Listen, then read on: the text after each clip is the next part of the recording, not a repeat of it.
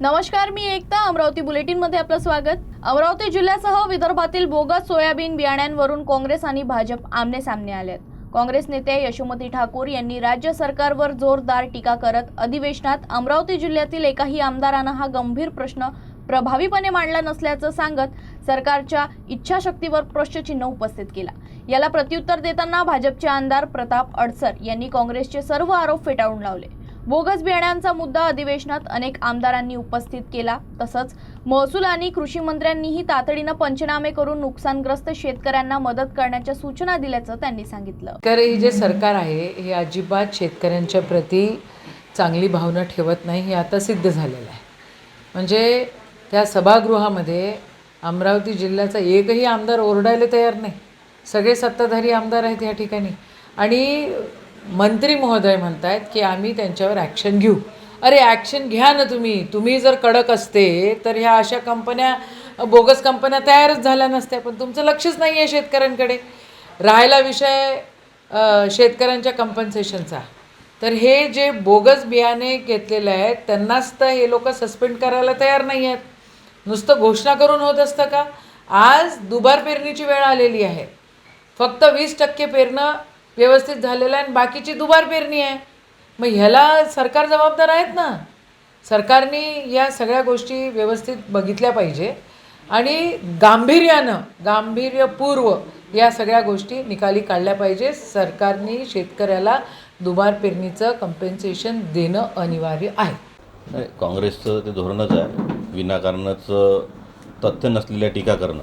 सभागृहामध्ये अनेक आमदारांनी व मी सुद्धा या विषयात सभागृहातही चर्चा केली, विषय मांडला आणि पत्रव्यवहारसुद्धा केला आणि कृषी मंत्री व आमचे पालकमंत्री बावनकुळे साहेब यांच्याशी चर्चाही केली आणि त्या संदर्भात माननीय पालकमंत्र्यांनी जिल्हाधिकाऱ्यांच्या नावानं एन्डोर्समेंट करून तात्काळ पंचनामे करून ज्यांचं नुकसान झालं आहे त्यांना नियोजनमधून भरपाई देण्यात यावी असं त्यांना पत्रही लिहिलं, रिमार्कही लिहिलं आणि माननीय कृषी मंत्री महोदयांनी सभागृहामध्ये जाहीर केलं आहे की या संदर्भात जिथं जिथं असं आढळलं आहे त्या सर्व कंपन्यांवर गुन्हे दाखल करू. त्या तक्रारीमध्ये तथ्य आढळलं तर निश्चितपणे त्या कंपन्यांवर सुद्धा कारवाई करू. हे स्पष्टपणे सभागृहात सांगितल्यानंतरसुद्धा एकतर यांना काही माहीत राहत नाही काँग्रेसवाल्यांना, किंवा हे पाहत नाही किंवा हेतुपुरस्सर समाजामध्ये व शेतकऱ्यांमध्ये संभ्रम निर्माण करण्याकरता या पद्धतीचे स्टेटमेंट करतात असं मला वाटते.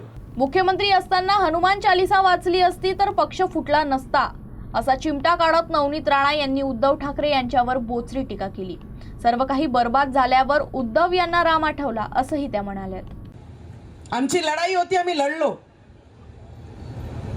तेव्हा जेव्हा ते मुख्यमंत्री होते तेव्हा हनुमान चालीसा नको होता त्यांना.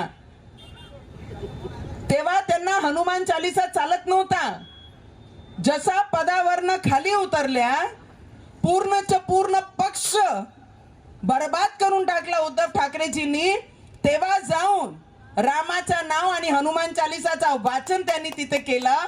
तर त्यांनाही माझा प्रश्न आहे, दादा हनुमान चालीसा तेव्हा वाचली असती तर ना आमदार सोडून गेले असते, ना घर फुटलं असतं, ना पक्ष बर्बाद झालं असतं आणि बाळासाहेब ठाकरेंजींचे विचारही राहिले असते. आणि महिला खासदार असल्यानंतर तुम्ही जेव्हा मला 14 दिवस टाकले होते, प्रत्येक क्षण फक्त एवढाच बोलत होती कि जो इतना घमंडी व्यक्ती है कि एक महिला को कोई कारण नसताना तिला 14 दिवस जेलमध्ये टाकला होता आणि आज पूर्ण पक्ष बर्बाद झाल्यानंतर ते रोडवर बसून हनुमान चालीसा करते.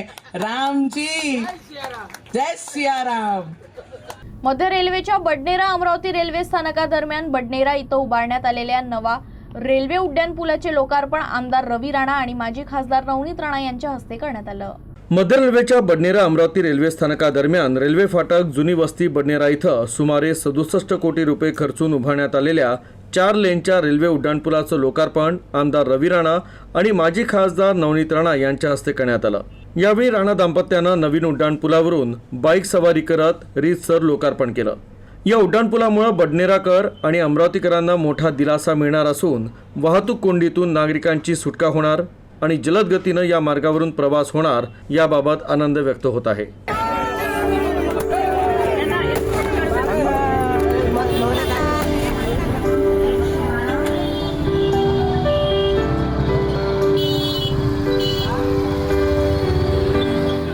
अयोध्येतील श्री राम मंदिरातील कथित दानचोरी प्रकरणाच्या निषेधार्थ अमरावतीत शिवसेना उबाटा गटानं आंदोलन केलं. अंबादेवी मंदिर परिसरातील श्री राम मंदिरात महाआरती करत कार्यकर्त्यांनी सरकार विरोधात घोषणाबाजी केली. अयोध्येतील श्रीराम मंदिरातील कथित दानचोरी प्रकरणाच्या निषेधार्थ अमरावतीतील अंबादेवी मंदिर परिसरातील श्रीराम मंदिरात शिवसेना उद्धव बाळासाहेब ठाकरे गटाच्या वतीनं आंदोलन करण्यात आलं. यावेळी कार्यकर्त्यांनी हातात निषेधाचे फलक घेत भाजप सरकारचा निषेध केला.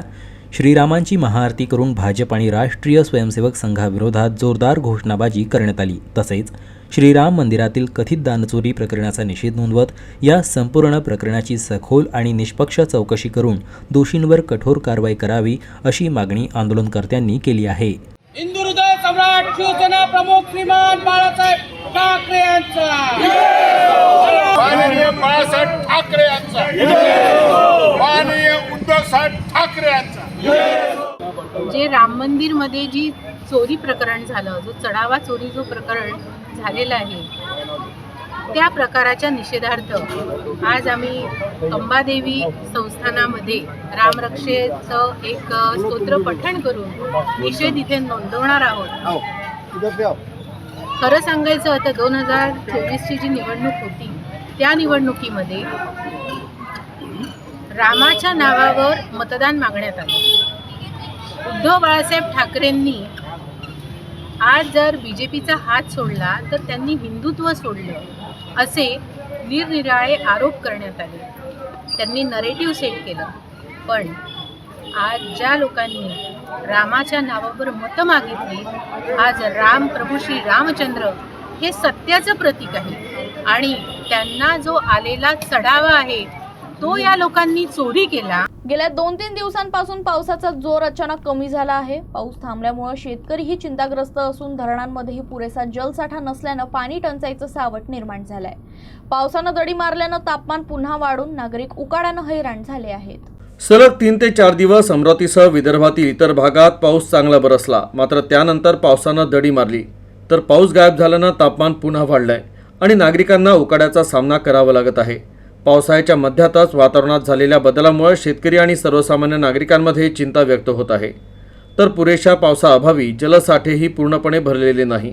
अशी स्थिती राहिल्यास संभाव्य पाणी टंचाईला नागरिकांना सामोरं जावं लागण्याची शक्यता आहे. तर काही दिवसांपूर्वी देशभरात सक्रिय असलेला पाऊस आता अनेक राज्यात मंदावला आहे.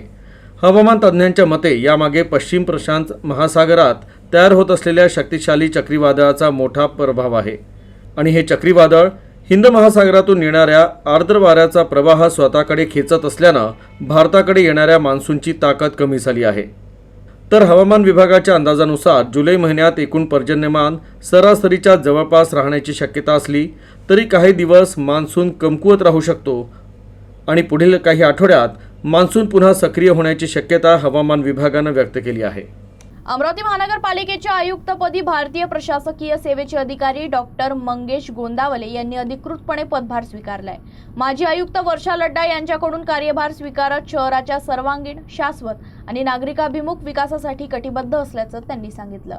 अमरावती महानगरपालिकेचे नवनियुक्त आयुक्त डॉक्टर मंगेश गोंदावले यांनी रविवारी अधिकृतपणे पदभार स्वीकारला. माजी आयुक्त वर्षा लड्ढा यांच्याकडून त्यांनी कार्यभार स्वीकारत शहराच्या सर्वांगीण, शाश्वत आणि नागरिकाभिमुख विकासासाठी काम करण्याची ग्वाही दिली.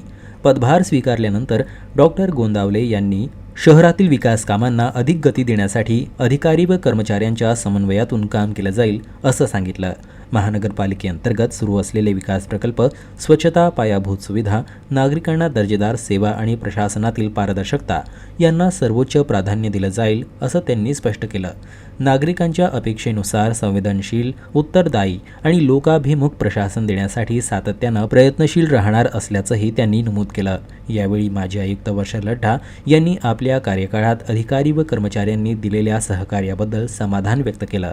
महानगरपालिकेची सकारात्मक प्रतिमा अधिक बळकट करण्यासाठी समन्वय, जबाबदारी आणि लोकाभिमुख दृष्टिकोन ठेवून काम करण्याचे आवाहन त्यांनी केले.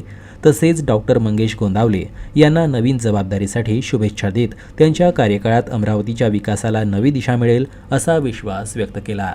अमरावतीतील कॅम्प परिसरात भाजीपाला वाहतूक करणाऱ्या बोलेरो पिकअपचा अपघात झाला. समोरून येणाऱ्या वाहनाला वाचवण्याच्या प्रयत्नात हा अपघात झाला असून सुदैवानं कोणतीही जीवितहानी झालेली नाही.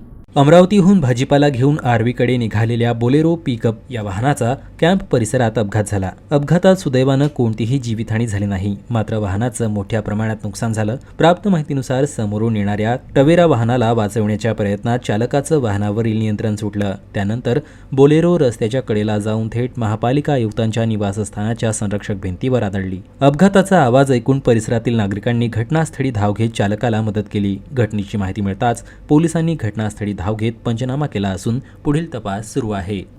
आजच्या बातमीपत्रात इतकंच. पाहत रहा UCN न्यूज.